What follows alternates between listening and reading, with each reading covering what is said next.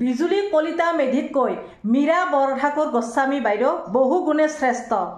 নমস্কাৰ সকলোকে, মোৰ অন্যটি নতুন ভিডিঅ'লৈ আপোনালোকক স্বাগতম জনাইছোঁ। আশা কৰোঁ আপোনালোক সকলোৱে ভালে আছে। এতিয়া মুখ্যমন্ত্ৰী আমাৰ অসমৰ মুখ্যমন্ত্ৰী এজন হতাশাত ভুগিছে। তেওঁ এতিয়া চিন্তিত হৈছে যে গুৱাহাটী লোকসভা সমষ্টিত তেওঁ হাৰিব, এনেকুৱা এটা অনুভৱ হৈছে। গমে পাইছোঁ গৃহমন্ত্ৰী অমিত শ্বাহে বিশাল ৰোড শ্ব' কৰি গ'ল বিজুলী কলিতা মেধিৰ হকে, কিন্তু তাৰ পিছতো আজি মুখ্যমন্ত্ৰী চিন্তিত হৈছে, নীৰৱ হৈছে, হতাশত ভুগিছে যে লোকসভা সমষ্টিত তেওঁ হাৰিব। এনেকুৱা কিয় হৈছে? কাৰণ বিজুলী কলিতা মেধিক হয়তো বহুতে চিনি নাপায় আৰু মীৰা বৰঠাকুৰ বাইদেউ সকলোৱে চিনি পায়, কাৰণ মীৰা বৰঠাকুৰ বাইদেউ শক্তিশালী এগৰাকী সক্ৰিয় মহিলা। তেওঁৰ কণ্ঠই মীৰা বৰঠাকুৰ বাইদেৱে ৰাজনীতি পথাৰত দপদপাই থাকিব পাৰে, তেওঁৰ কণ্ঠই গুজৰি উঠে। গতিকে মীৰা বৰঠাকুৰ বাইদেউক হয়তো বহুতে ভোট দিবলৈ সাজু হৈছে, বিবেক ভোট হ'ব বুলি এটা অনুমান পাইছে হিমন্ত বিশ্ব শৰ্মাই। তেখেতে অনুভৱ কৰিছে যে বিজুলী কলিতা মেধি শাসকীয় দলৰ এগৰাকী মহিলা আৰু সেই বিজুলী কলিতাৰ হৈ প্ৰচাৰ চলাই আছে, কিন্তু প্ৰচাৰ চলাই তেওঁ অনুভৱ কৰিছে যে বিজুলী কলিতা মেধি কোনোবাখিনিত কেনেবাকৈ হাৰিব নেকি, মীৰা বৰঠাকুৰ জিকিব নেকি, এনেকুৱা এটা অনুভৱ হৈছে। এতিয়া গম পাইছোঁ যোৱাকালি দক্ষিণ কামৰূপৰ চোনতলীত এখন বিশাল সভা হৈছিল আৰু তাত গৈছিল মুখ্যমন্ত্ৰীয়ে। সেই সভাত যোগদান কৰিবলৈ খুব আনন্দ উৎসাহেৰে গৈছিল সেই চোনতলী সভাখনত, কিন্তু আনন্দ উৎসাহেৰে গৈ তাত সভাত নিৰ্বাচনী প্ৰচাৰ চলাই উভতি আহোঁতে নিৰাশ মনেৰে উভতি আহিছে। হিমন্ত বিশ্ব শৰ্মা অৰ্থাৎ মুখ্যমন্ত্ৰীৰ মনত ভাৱ হৈছে যে আমি ইয়াত হাৰিম, আমি সংখ্যালঘু মানুহৰ ভোট নাপাওঁ, সংখ্যালঘু মানুহে আমাক ভোট নিদিয়ে। এই সভাখনত যিমানখিনি মানুহ আহিছে সিমানখিনি মানুহৰ ভোট আমি নাপাওঁ। এতিয়া তেওঁ স্পষ্ট হৈছে, তেওঁ স্পষ্টকৈ কৈছে কথাখিনি সংবাদ মাধ্যমৰ আগত, সাংবাদিকৰ আগত তেওঁ নিজে কৈছে যে যিমানখিনি মানুহ আহিছে সংখ্যালঘু মানুহখিনিৰ আমি ভোট নাপাওঁ। কিয় কৈছে তেওঁ স্পষ্টকৈ? তেওঁ নিজে পৰাজয় স্বীকাৰ কৰিলে। গুৱাহাটী লোকসভা সমষ্টিত তেওঁ আজি মুখ্যমন্ত্ৰীয়ে পৰাজয় স্বীকাৰ কৰিলে। কাৰণ মই ভাবোঁ এটা সময়ত তেওঁ কৈছিল যে গুৱাহাটীৰ পৰা মিয়া চাফাই কৰি দিম, গতিকে মিয়াৰ ভোট আশা কৰি আৰু তেওঁনো কিয় যায় বাৰু প্ৰচাৰ চলাবলৈ, আৰু সেই প্ৰচাৰ চলাবলৈ গৈ আজি নিৰাশ মনেৰে উভতিছে যে সংখ্যালঘু ভোট নাপাওঁ। এইটো তেওঁৰ মনৰ ভাৱ বা মনৰ চিন্তা, কাৰণ তেওঁ নিৰ্বাচনী প্ৰচাৰ চলাই তেওঁ দেখি গম পাইছে যে সংখ্যালঘু মানুহে তেওঁক ভোট নিদিয়ে, শাসকীয় দলক আৰু ভোট নিদিয়ে।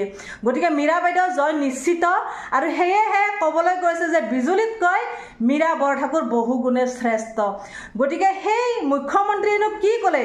মিটিঙৰ পৰা উভতি দক্ষিণ কামৰূপৰ চোনতলীত যোৱাকালি যিখন মিটিং হৈছিলে সেই মিটিঙৰ পৰা উভতি আহোঁতে সাংবাদিকে তেওঁক প্ৰশ্ন কৰিছিল, আৰু সেই প্ৰশ্নত কি ক'লে উত্তৰ আপোনালোকে নিজে শুনক, নিজে চাওক, দেখিলে গম পাব মুখ্যমন্ত্ৰী কি মন্তব্য দাঙি ধৰিছে।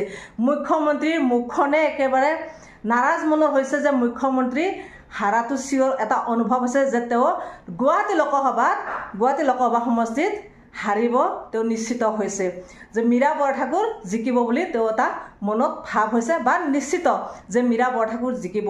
আৰু আমাৰ গুৱাহাটীৰ ৰাইজে বুজি উঠিছে, যে গুৱাহাটীৰ ৰাইজে গম পায় যে মীৰা বৰঠাকুৰ শক্তিশালী জাতীয় কণ্ঠত দপদপাই থাকিব পাৰিব, সেয়েহে মানুহে বিবেক ভোট দিবলৈ সাজু হৈছে। আৰু যিটোকে চোনতলী ফালে মিয়াই মানুহ, গতিকে মিয়া মানুহে সংখ্যালঘু মানুহেনো এই শাসকীয় দলক কিভাৱে ভোট দিব? কাৰণ শাসকীয় দলখিনিয়ে মিয়া মানুহক বহু ধৰণে কথা শুনাই আহিছে, যেতিয়াই তেতিয়াই অপমানসূচক বাক্য ব্যৱহাৰ কৰি আহিছে। গতিকে মিয়া মানুহখিনিও আজি বুজি উঠিছে, কাৰণ মীৰা বাইদেউৰ মনত বা কংগ্ৰেছৰ মনত কোনো জাতি ধৰ্ম নাই, কিন্তু আমাৰ গম পোৱা মতে বিজেপি চৰকাৰখনৰ মনত জাতিৰ তেওঁলোকে নিৰ্বাচন চলে, ধৰ্মলৈ তেওঁলোকে ৰাজনীতি কৰে। গতিকে মানুহে এতিয়া গম পাইছে যে আমি ভাই চলিব লাগে, আমি হিন্দু ধৰ্ম সকলোৱে, হিন্দু মুছলিম আমি সকলোৱে মিলি চলিব লাগে। এতিয়া মানুহখিনি গম পাইছে, সেয়েহে যে যিয়ে ধৰ্মক লৈ ৰাজনীতি কৰে সেইবিলাকৰ ওচৰত নাযায়, সংখ্যালঘু মানুহখিনি আহিছে কংগ্ৰেছৰ ওচৰলৈকে। এতিয়া মীৰা বাইদেউ জয়ী হোৱাটো নিশ্চিত এক প্ৰকাৰ হৈ উঠিছে।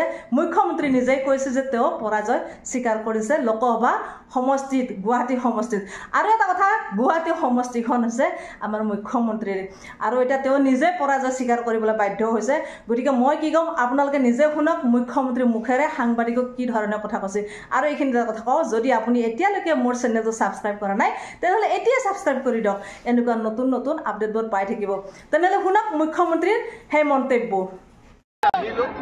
কুণ্ডলী ৰাইজৰ লগত কথা বতৰা পাতিলোঁ ভাষণ কম দিলোঁ ৰাইজৰ কথা বেছি শুনিলোঁ ইলেকশ্যনৰ পিছত ৰাইজৰ সমস্যাখিনি সমাধান কৰি দিয়াৰ বাবে চেষ্টা কৰিম সংখ্যালঘু ভোটাৰক লৈ কিমান আশাবাদী আপুনি আৰম্ভণি হৈছে গোটেইটোতো যিমান আহিছে সিমানটো নাপাওঁ কিন্তু আৰম্ভণিটো হওক লাহে লাহে পৰ্যায়ক্ৰমে হৈ থাকিব আজি চমৰীয়া সমষ্টিত আহিলোঁ কুণ্ডলী ৰাইজৰ লগত কথা বতৰা পাতিলোঁ ভাষণ কম দিলোঁ ৰাইজৰ কথা বেছি শুনিলোঁ ইলেকশ্যনৰ পিছত ৰাইজৰ সমস্যাখিনি সমাধান কৰি দিয়াৰ বাবে চেষ্টা কৰিম সংখ্যালঘু ভোটাৰক লৈ কিমান আশাবাদী আপুনি আৰম্ভণি হৈছে গোটেইটোতো যিমান আহিছে সিমানটো নাপাওঁ কিন্তু আৰম্ভণিটো হওক লাহে লাহে পৰ্যায়ক্ৰমে হৈ থাকিব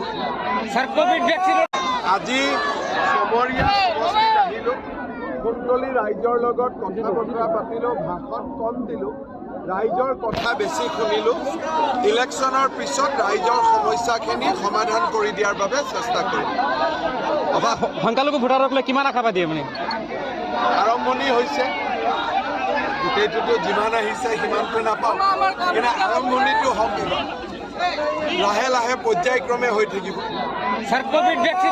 আজি চমৰীয়া সমষ্টিত আহিলোঁ কুণ্ডলী ৰাইজৰ লগত কথা বতৰা পাতিলোঁ ভাষণ কম দিলোঁ ৰাইজৰ কথা বেছি শুনিলোঁ ইলেকশ্যনৰ পিছত ৰাইজৰ সমস্যাখিনি সমাধান কৰি দিয়াৰ বাবে চেষ্টা কৰিম সংখ্যালঘু ভোটাৰক লৈ কিমান আশাবাদী আপুনি আৰম্ভণি হৈছে গোটেইটোতো যিমান আহিছে সিমানটো নাপাওঁ কিন্তু আৰম্ভণিটো হওক লাহে লাহে পৰ্যায়ক্ৰমে হৈ থাকিব